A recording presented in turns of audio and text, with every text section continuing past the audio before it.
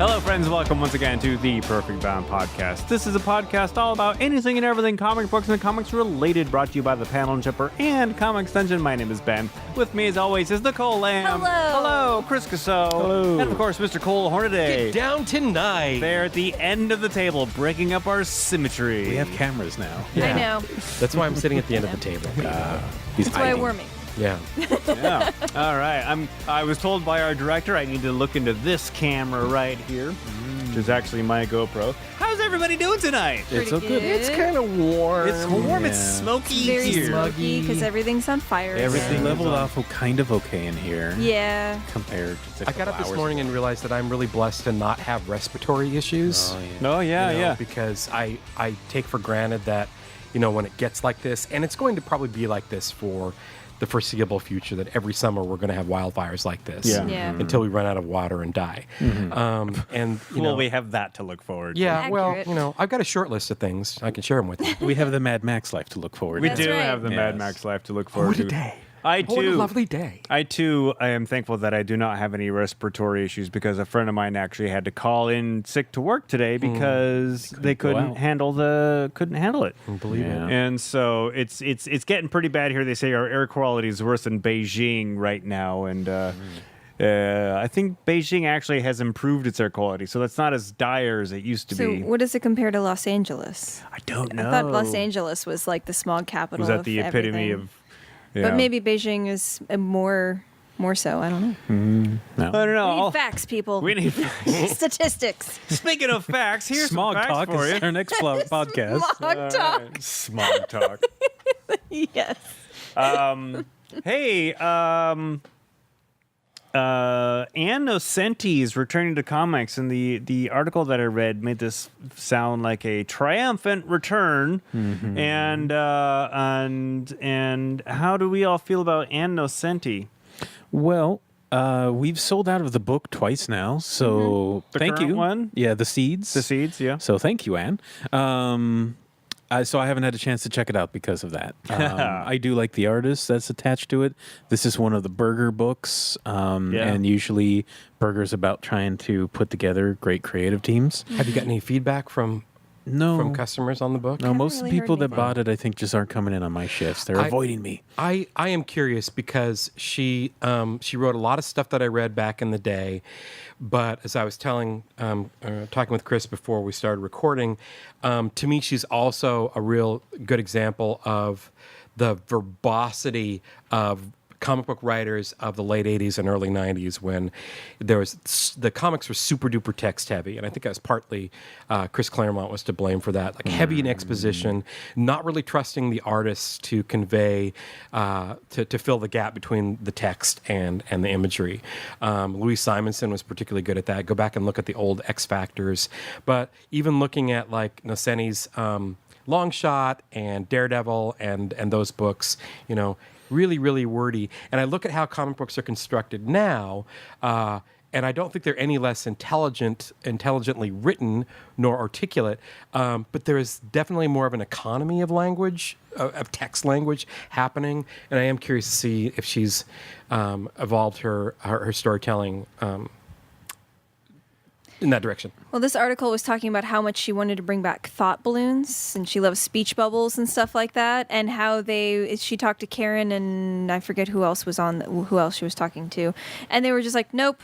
And then she's like, oh, okay, yeah. well, maybe I can team up with somebody and bring it back or something like that. So she was like really gung-ho about bringing that back. I was going to bring that up because Yeah. that sounded like such a weird thing to me. It's like, I didn't realize thought bubbles had gone away.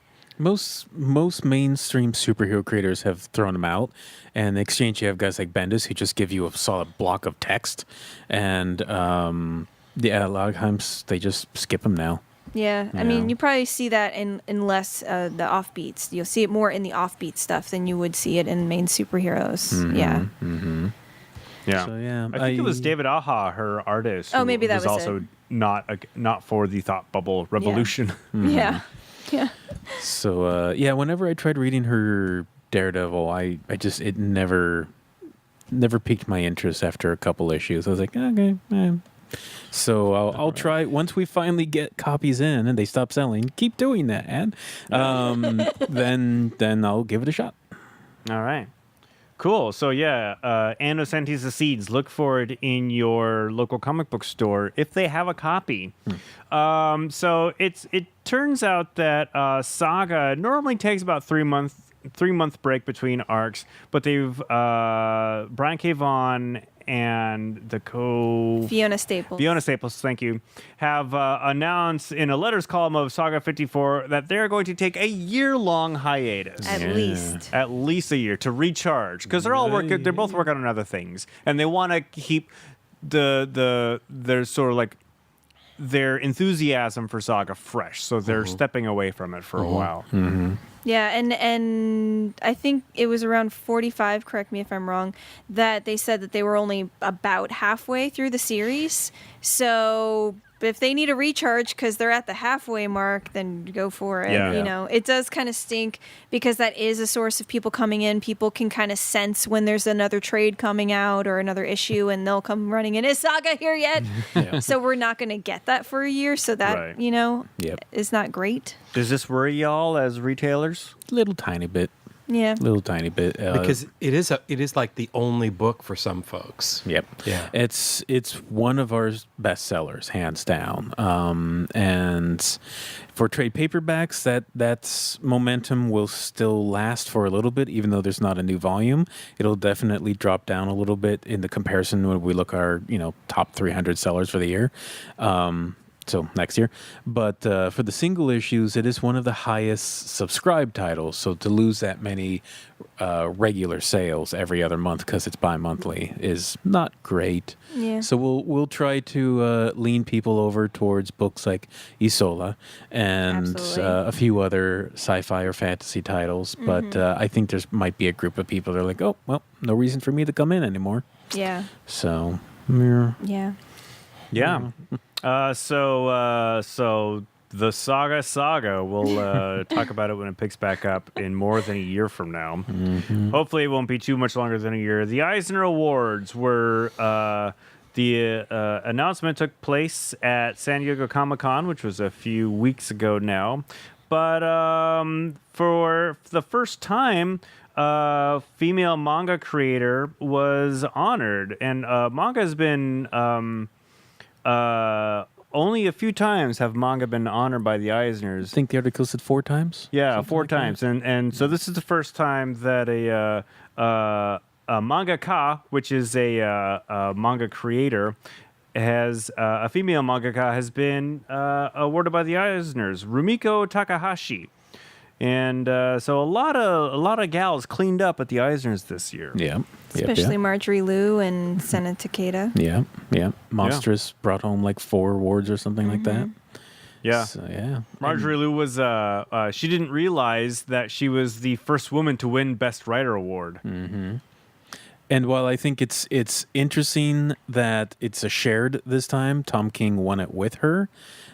It's still a little bummer that she couldn't just win it on her own. Yeah. Like, yay, Tom King, but like you're doing fine on your own, Tom King. Just give her that award. You already have 1 or 5. Do they do that a lot? Do Eisners hand out co-awards? That's the first time I remember seeing it. Really? Doesn't mean it's the first time it happened, but it's the first time I've noticed that anybody mentioned it in an article. So, so that was interesting on its own, So yeah. I saw that the Tea Dragon Society by Katie O'Neill was best publication for kids aged 9 to 12. Yes. Which I read it because I bought it. That's right. And it's a charming little story, so I'm glad it was honored. It won 2 awards.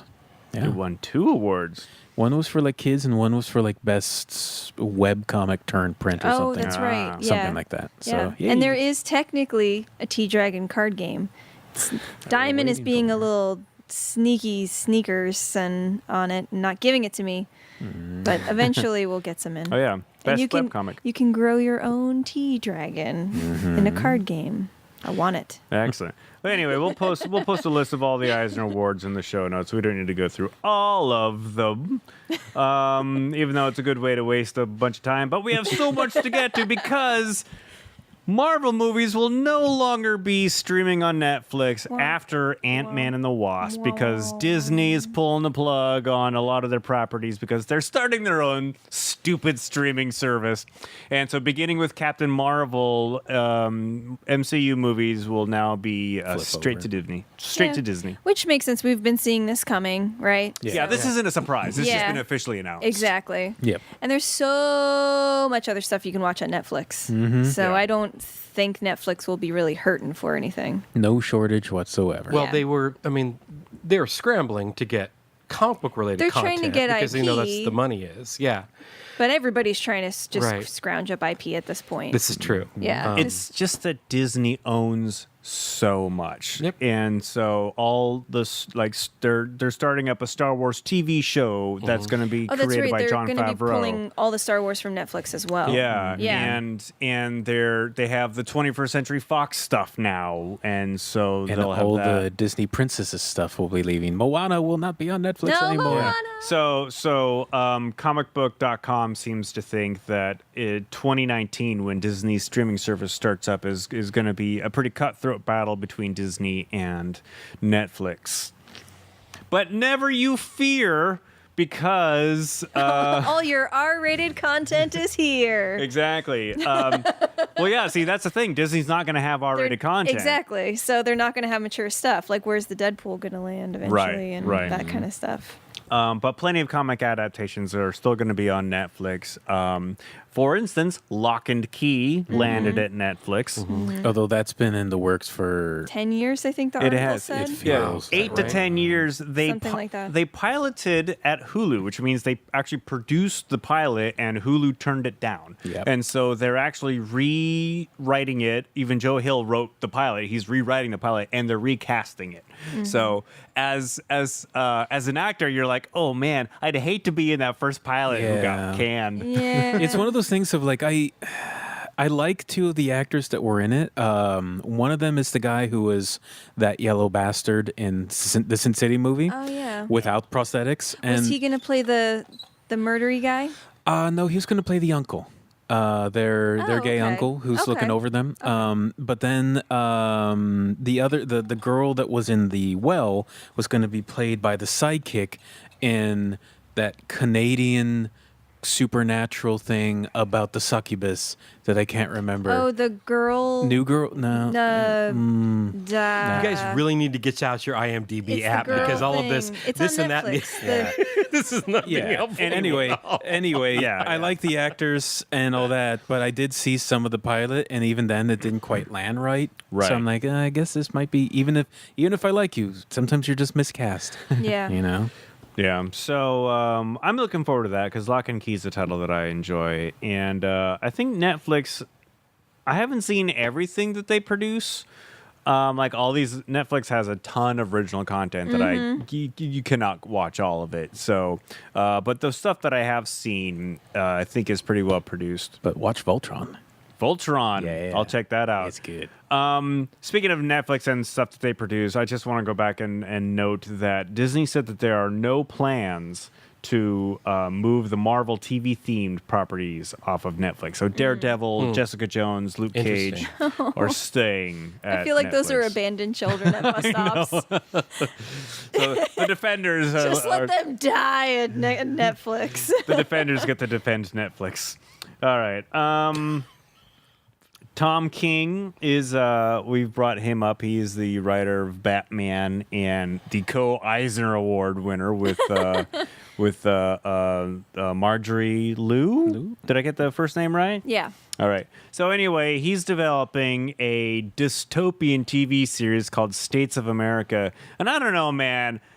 Do I really want to watch a dystopian TV show? Yeah, that's About what I'm talking America? about. Yeah. Not really. I just feel like this is like we're inundated with all kinds of inundated. Inundated? Too many like, do we really want to? Like, that's not an escape to me. Right. You know what I mean? And like, I have no doubt that Tom King is going to be very, very good at making this TV show. Sure. But it's going to be like too real, man. Too I've been real. watching so many like home improvement shows and cooking shows. I've been watching Face Off on Sci-Fi. That's the special effects makeup competition. Yeah. It's the Nice. least dramatic catty competition show you can watch. It's great. Really? Because I don't even enjoy watching that. I have a terrible time with any show that turns an art form into a spectator sport. And I even have trouble watching Face Off because... I am a spectator in many ways, All so it's right. perfect for me, but I totally get it. I mean, they're all very formulaic. The music is Of course just they really are. annoying. Yeah. But everybody just wants to, make some good stuff. Yeah. I don't know. I like that. Yeah. The power of teamwork and friendship is always going to get me. Is that what they're doing now with Face Off? They have people teaming up? There's a lot of teams on it, yeah. Okay. But anyway, All right. that I'm just saying. Too Anyway, real. Too real, if you man. have, if you do have the Netflix, I'll recommend a show called Grand Designs, which is a British TV show, and this guy just follows these people who are remodeling houses, and it's the most chill, relaxed show that you can Nice. watch after a hard day of looking at the news. There's another one, I think it's a Netflix original. It's called Nailed It, and it's a cooking competition where everyone is terrible at cooking. Right. It's pretty fun. Isn't there going to be a Toys That Made Us season 3? I thought I saw God, that. I hope so. I think so. I think I saw that announced the other day. Although I haven't seen the Hello Kitty episode Watch yet. it. You really need to All watch right. it. It's really, it's No a mouth. well-produced Wasn't show. that it? No mouth. No mouth. Hello Kitty has no mouth. No mouth. She does not smile. There is no mouth. Because it really inspired me for the work that you and I are doing. Yeah. I think that it gave me an appreciation for toys that I didn't care about. I don't care about He-Man. Sorry, guys, I don't care because I am too old. We're no for longer the- friends, Cole. Yeah, or Transformers. Yeah, you Or were just G.I. a little Joe. too old when those came Yeah, out because I my can't- husband was a little too old and you're a few years older, so. But it's I'm definitely fascinated by the story behind how they came up with the products, how they designed them, how they market them, Yeah. and the impact they had on the culture. But gone. yeah. And And in the 80s especially because Yeah. that was such a toy market. Right. So cutthroat. Yeah. And Yes. the people behind the stories are just fascinating. I think it Absolutely. was the He-Man episode where you're like, that guy's a kook ball. I love it. I just made up a word because I wasn't love it. trying to And swear. how many melting lady chairs there are in How the many background. melting lady chairs? I want to know what's the story behind the melting lady chair. When you Is have that a in lot of the- money, that's where it goes. Is that in the That's Hello in the Kitty Barbie. one? See, no, in it's in that's season right. one, It's in the yeah. Barbie. It was a former CEO, I think. Yes. Of Barbie. Of Yeah. Barbie, and she just had a chair in the back. And it wasn't addressed, and it's the weirdest thing. And I've even looked it up, and everybody online is like, what's up with the chair? And there's no answer still. Reddit has no answer. ansers. No. I thought Reddit none- had all the none that answers. It's the I've found. remains of the last person who went up against her. So You know what? In Barbie Land, Yes. that's legit. It's happening. the chair of Dorian Gray is what it is. It's like Goodfellas in there, man. yeah. Oh, That boy. was All right. cutthroat. We've gone off the rails Yes. here. Let's get back on don't think so. task here. I want to talk about this. Next this- up on our Toys That Made Us On our- podcast. dude, I'm there, Let's man. just do a podcast that has nothing to do with the podcast we're currently on. I love that idea. Let's do it now. I was attracted by this headline because Marc Maron, whose work I enjoy in the TV show Glow and whose podcast I occasionally will listen to, has been rumored to be tapped for. Now this is weird. Joaquin Phoenix's Joker movie. What the heck is this? Is it just a weird one-off? It's Is it in like an origin Joker story, is what it seems like. It is an origin Joker Yeah. story because Maron's character is portraying an agent on Robert De Niro's talk show who plays a part in booking Phoenix's character, eventually causing him to go mad and become the clown prince of crime. Apparently, this will not affect Jared Leto's standalone Joker movie. Oh, for shame. So is this like an Elseworld movie? What's going on here? From what I understand about the DC movies is that they're all their own thing. They've pretty much said like we're not going to do a Marvel continuity thing, which means you're just going to get More confusing. but convolution. I also get that to a point because you don't need to watch everything before that to get it. Yeah, and we see probably the reasoning. kind of the saturation with like Marvel movies, like it's like homework and I have to watch all these things. It's like I get that, actually but true. but also like consistency in a product is also really important Yeah. because it's like Branding? exactly. It's like Yeah. it's consumer trust that you're kind of creating there, and when you have things all over the place, flipsy flopsy, wibbly wobbly. Now with the Gets Joker, weird. an origin was never really truly established. I mean, there was the Red Hood business, but it kind of got codified with the Killing Joke. And in the back of my twisted little mind, that is the origin story of the Joker. Because it's tragic and it's poignant, and you see him, even though you don't know who this fella is, you know enough about him to know that he was a good man, and he was caught in terrible circumstances. Then he got doused in chemicals, and all the bad things that were happening to him that day sort of like, grafted onto his soul, and he became a whole new dimension of insane, which is something that Grant Morrison explores in Is Batman Run? Arkham Asylum. Oh, you did that. Where he talks about that there's, I think it's a Dr. Arkham proposes that whatever psychosis the Joker suffers from is unprecedented and is maybe a new form of just either psychosis or psychology. He came back and he expanded on that. Oh, did he? Yeah. He basically in his 5-year Batman run, he also established that the Joker reinvents himself consistently into a whole new persona, which is why it explains how he could go from being defeated by a joke from Robin to being Marilyn Manson in another version. Got it. And so like he just completely wipes his personality and creates a whole new one from time to time. So that's why we get a new Joker every time they That's why we get the universe. 30 seconds to Joker, you know. That's right. 30 seconds to Joker. Yes. That's a reference to Jared Leto's band 30 Seconds to Mars, everybody. I almost cared for half ask. a second. Oh, well. I like Jared Leto sometimes, but I think there's like a lot of recent things that are just kind of... He's a word I can't say on the microphone. He's a method actor, and you're insulting method actors, Ben. He goes a bit too far, and I've heard some stories of his behavior backstage, and unfortunately, it colors my perception of his performance. Absolutely. You know too much. You can't unknow that. I know. Yep. Well, it's like Jim Carrey doing the Andy Kaufman thing. Yeah. He was awful. He was awful. I And tried he's a watching. I he's a tried method watching that actor. documentary. I watched that whole thing. I couldn't make it He's all the such way a through. kook. I like watching it. Yeah. That surprises me, but you saw Man in the Moon. I did see right? I saw the movie. I thoroughly enjoyed the movie, but no, I probably couldn't watch him doing his backstage antics. Totally. I remember watching Fridays when I was a kid when they had to shut it down because it was live. No, it was not live. They just didn't have time to edit it. They just cut it because It was almost live. it was almost live. I see what you did there, Ben Lawrence.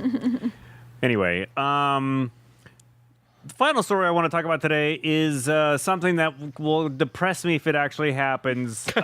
Dave Bautista says that he will pull out from his contract as Drax the Destroyer in the next Guardians of the Galaxy movie if James Gunn's script is not used. There's a lot of people backing up Gunn over the Twitter thing. Bobcat Goldthwait said that he's going to demand that his voice be removed from. Yeah, his voiceover be removed from a Disney ride. There's a lot of people rallying behind Gunn over this. I feel like I've heard like 3 times that Bobcat died and then found out that he was alive still, and he's like super chill now. No, like, we all saw him. He came to visit Annex Theater. No, like, I know. last I know summer. I know right now that he's His- currently still alive. Yes, but he is. I feel like there's just like 3 times over He has that. an anthology character show. died. Oh, Yeah, which his character did No, die. his screamy, that guy. So there's this new anthology series. He's called Misfits and Monsters or Myths and Monsters I don't that know. I've. Honest to Pete, I've been trying to stream it on demand, and I can't get it to play. It was on True TV. Maybe True, see if the library has it. yeah, I should, but I'm really curious because anthology series always kind of spark my interest because I want to see, and they don't always work. Something like Black Mirror work. What's the matter? What's going on over here? Whose anthology series? Bobcat Goldthwait's. Oh, we're on the Bobcat Goldthwait Yes. podcast now. Okay. Yes, we're on Bobcat. We're on Bobcat over time. I didn't hear anything about any of this, so I'm just kind of like, what are Yeah. we? Where No, are we? Bobcat Yeah, you were Goldthwait. making strange like Sorry. bird gestures. I didn't know what was Yeah. happening over there. So you can't get his anthology series, but I feel for you because I want to see those as well. Yeah, I'm super curious because our friend Patrick Bromling has mentioned it on social media a couple of times. I'm like, oh, that sounds really interesting. Yeah. Okay, well, make sure to keep us posted on this, okay? The Bobcat cast cannot wait. Ooh, good name. Right? Yeah, I like that. Bobcast. Bobcat. Anyway, Bobcast. all right. So he's supporting He Gunn. supports Yeah. Dave Bautista. Well, I don't know. He supports James I like Gunn. your derailments, The whole thing about the tweets is, I read some of them and they're terrible and they're horrible and inexcusable and that's the question that you have to ask yourself if you're an executive somewhere. Is Here's the thing. There's before the internet and there's after the internet. Yeah. And if we had the internet when we were younger or like other generations, like how much crap would they be dredging up? You know, like Right. It's just because you have something out there and you might be a different person now. You might not be awful, but you did say terrible things, and anybody at any time can find that dirt and just put it in the light and then like ruin you. My understanding is that we're talking about condemning a guy for just having a crappy sense of humor, an Like inappropriate a tasteless, sense of humor. Yes. yeah, like should and now not have we live in an broadcasted age that. where we are instantly shamed from all sides on social media for anything that's considered off color. But I totally agree with your point, Nicole. It's like, those type of jokes in when we were in theater in college and whatnot were the stock and trade every day. Everybody's making off-color jokes. Yeah. It becomes a form of competition. Who can do the grossest off-color, most inappropriate Who joke? can be most shocking or whatever. And like then he we was a don't do that. provocateur, And right? you really can't do that anymore with social media because you are going to hurt people that have been impacted by those things. But also, not to say that when I was in theater camp and I'm making off-color jokes that I didn't hurt people, but now there's a medium where there can be an instant response and people feel safer responding to your off-color crap. And that's the other thing. So yes, it's put us in a space of mindfulness and maybe more respect, but it's also like maybe not be appropriately not appropriately shaming this person or disciplining them. It's a hard call. Yeah. And he's actively said, like, boy, was I stupid. Sorry about that. There you go. So, like, we should just put that big warning thing up from Tom and Jerry that we're going to talk about next podcast. Yeah. Which is just like, boy, these were stupid things. So at the beginning of Guardians of the Galaxy, you should be like, hey, everybody, the director said some stupid stuff. It's bad. Now enjoy the movie. Didn't James Gunn work for Troma?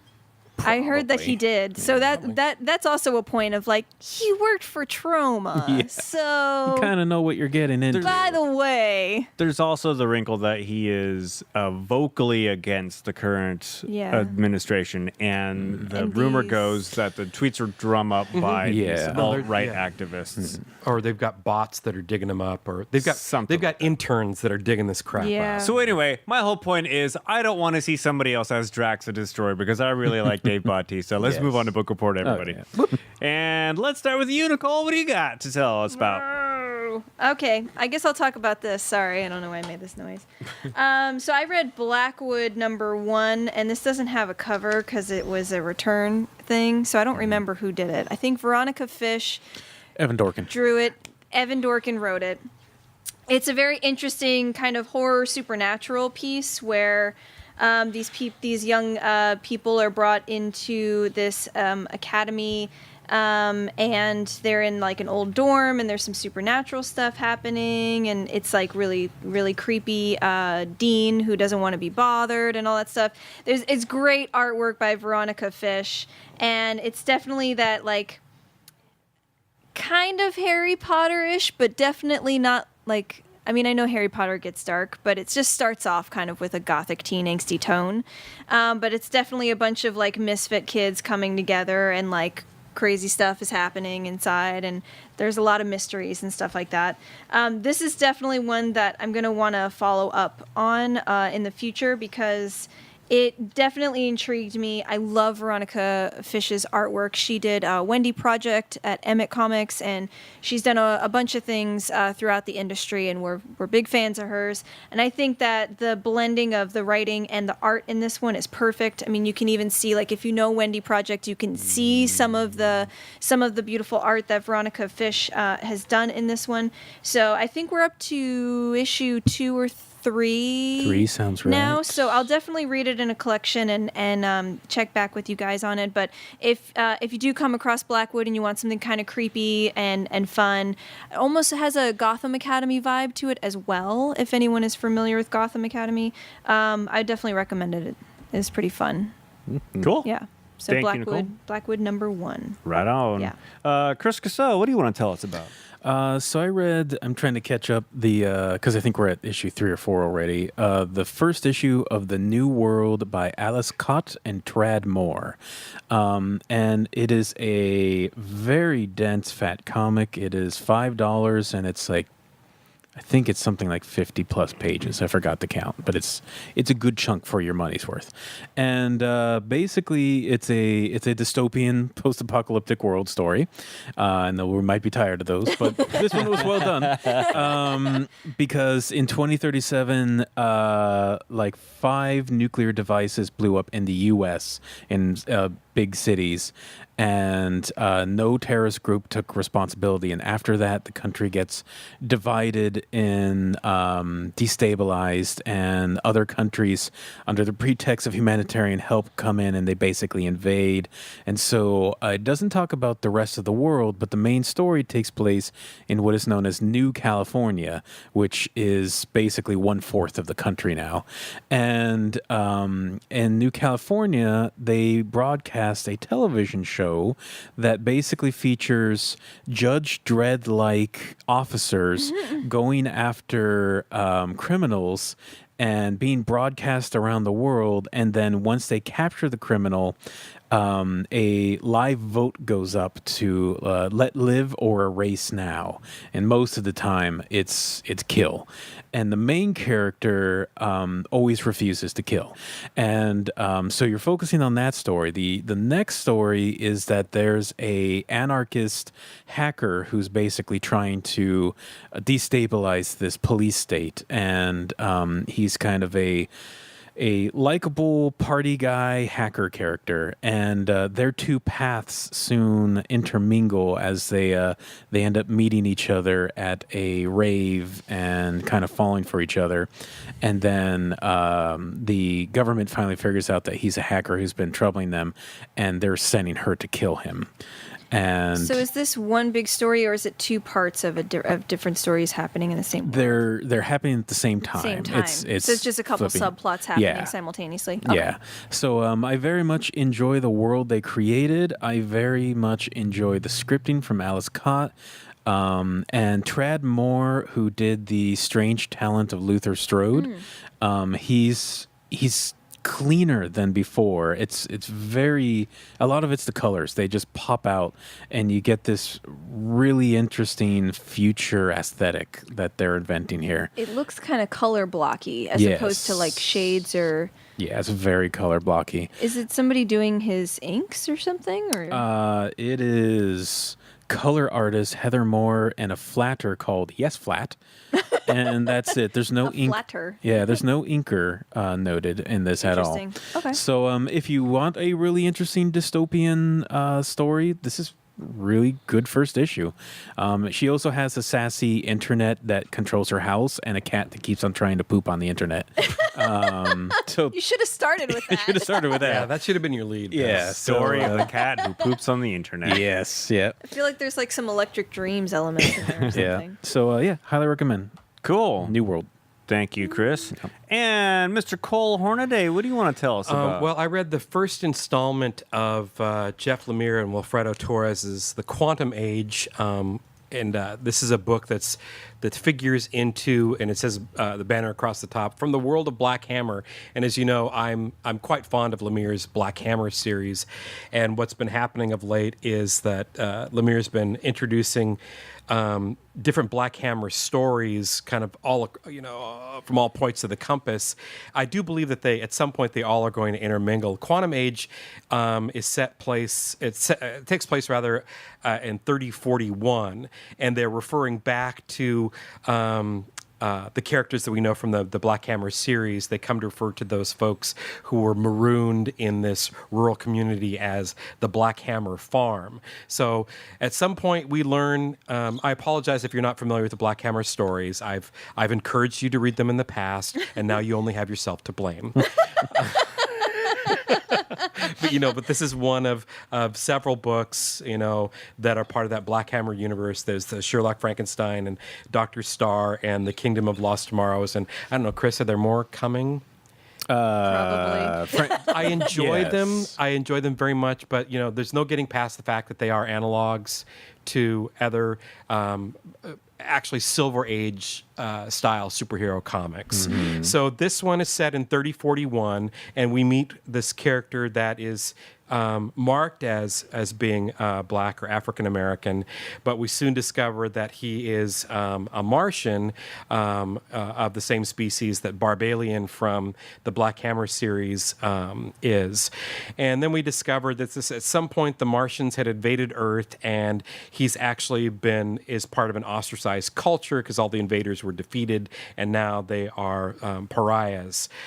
He eventually hooks up with an organization called let me see here. I'm looking at my notes. The Quantum League, which are characters that are all references or analogs upon analogs of the Black Hammer characters. Okay, I really enjoy Lemire's storytelling, even when he's dealing with ideas that aren't necessarily particularly original. I love his characters. I like his dialogue. The only thing holding me back on complete enjoyment of Quantum Age is I do not care for Wilfredo Torres's artwork.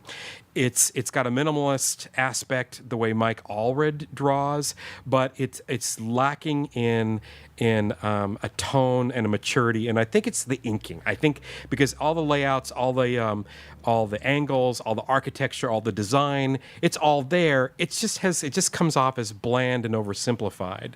And maybe for me personally, I need something with a little bit more texture in my storytelling, because it just doesn't hold me.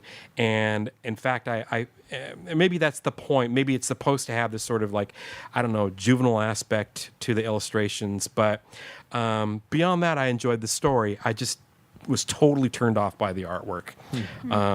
And I think Torres is actually doing his own inks, because Dave Stewart, genius colorist that he is, does a good job with all of that. I think the series is running 6 issues. I am subscribing to it. Usually this would be something that I would pick up as a trade, but I think I'm in for a penny on this one. So I'll keep you posted on how it goes.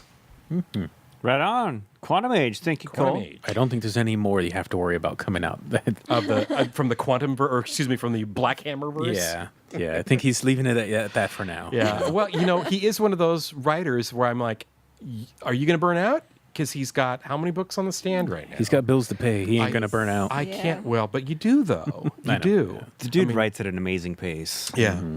All right. Thank you, Cole. Well, that is Book Report. That is our show. Coming up is quiz time. But before we go, I want to tell you that the Perfect Bound podcast is brought to you by the Panel Jumper. See everything Cole Hornaday and I do at thepaneljumper.com, as well as the Comics Dungeon here at 319 Northeast 45th Street, beautiful downtown Wallingford, or 24 hours a day, 7 days a week at comicsdungeon.com. Subscribe to the show on iTunes or however you get your podcasts at perfectboundpodcast.com. Send us an email, perfectboundpodcast@gmail.com. And now, friends, get your quiz hats on. It's quiz time. And this week, our questions come to us from Nicole. Or do they? No. Or do they? I always like to try to punk people. I will fall for it every time. I know. I do have nightmares sometimes that I wake up in the middle of the night and go, oh my God, do I have to write a quiz? Oh no, that was just a dream. Okay. All right. So this one, since we talked about Guardians of the Galaxy, is a quick quiz on the Guardians of the Galaxy's history. Quiz of the Galaxy. I don't know. I don't have a title. So first question. I'm already off to a great First question. Yeah. You want to double back? question. So there actually is a duplicate question in here from your quiz last week, so it'll be fun. But I'm going to read it anyway because I copy and pasted it from Wikipedia. So. I am gaping at you right now. My plagiarism knows no bounds. The team first appeared in the partial reprint title Marvel Superheroes with issue 18 in January of 1969, written by Arnold Drake and penciled by Gene Colan. Despite strong sales of this issue, the Guardians of the Galaxy would not appear again for over 5 years. In what title did they reappear? So that one was what was that series called? The Marvel first... Premiere? Marvel Superheroes. So was it Marvel Premiere? No. It was Marvel 2-in-1 in July through September 1974. All right. And what were the names of the original lineup? Who was on the team? Cole Hornaday. Martin X, Charlie 27, Uh-huh. Vance Astro, Uh-huh. or Vance Astrovic, Nikki didn't show up till later. And Yondu Yep. and Starhawk. I just had the 4, not Star. I was a big fan back in the day. Hey, no, it's all good. You were eager. You showed up on time. I was really a big fan back in the day of that original team. You almost welcome back Yeah. Cotter. Oh. You know, so. Are you calling me Horshack? Mr. Carter. Anyway. Up your nose with a rubber hose. All right, number 2. What? Nope, I did that already. Number 3. I'm super good at this. The second volume of the title was published in May 2008, written by Dan Abnett and Andy Lanning. Andy Lanning? Is that correct? Mm-hmm. Wow, I don't think I've ever heard his first name. Yeah, it's just always Abnett and Lanning. That's right. Yeah. Yeah, they are an entity. And it featured a new team of characters from spinning out of what Marvel event storyline? Annihilation Conquest. Yes. Correct. Wow. And what was the lineup of this new team? Because I think it changed over time, Yeah. but what would be like the initial lineup? So they showed up in Guardians or in Annihilation Conquest? I don't know. Okay, Just I'm going to shoot throw some some things out names there out. because Mantis. I don't have Mantis, which I thought it would She have been totally was there Mantis. at some point. Yeah, she Rocket definitely Raccoon, was. Groot, Yep. Star-Lord, Drax, Gamora. Adam Strange was there at some point. but- Warlock. Warlock, yeah. Yeah, Or, mhm. yeah, Adam Strange, hey. Adam Warlock. Yeah, Adam Warlock. And one more person. Cosmo? No. Angela. No, No, that's she's way later. later. Yeah. I get into it. Quasar. Oh, that guy. Oh, that girl. Yes. Yes. Yes. Moon Much Dragon. better. Yes. I Quasar didn't and Moon realize Dragon. there were so many Guardians. There's lots of girls. There's lots of Ni- Guardians. That 90s iteration, are you going to hit those? Absolutely not. We're already in Abnett and Lanning. Okay, I was just yeah. like, Never mind. beep boop bop. Fast forward to the good stuff. All right, now everyone knows this one. Everyone's favorite talking tree, Groot, is a character that first appeared in Tales to Astonish. Number 13, though in this iteration he was an extraterrestrial, sentient tree-like creature. In the original, Groot first appeared as an invader that intended to capture humans for experimentation. Who created this strange sentient being? That would be Stan Lee, his brother Larry Lieber, and Jack Kirby. Beautiful. Look, I did a quiz time. Sort of. Nice job. Hey, thanks. Well, Great to be here. Thank you, Nicole, and thank you for listening, and we will see you next week.